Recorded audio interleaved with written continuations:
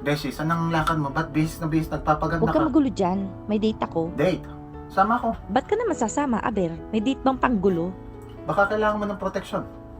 Para diyan sa babaero mo manliligaw. Wow, parang kilalang kilala mo siya. At nagsalita ng isang babaero. Malayo pa lang yan. Amoy na amoy ko na. Numero, babaero yan. Ganun talaga mga babaero, no? Galit sa kapwa babaero. Nararamdaman ko ang espiritu niyan.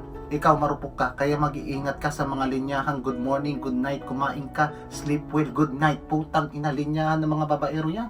Eh bakit galit na galit ka? Anong problema mo? At saka yung mga ganyang itsura, ang gusto niyan yung mas sexy, mas maganda. Kalimutan mo na yan, iiyak ka lang So yan. hindi pala ako maganda, hindi rin sexy, at hindi rin dapat mahalin. Ako nga, kaibigan mo lang, mahal na mahal kita eh. Mahal mo yung mukha mo.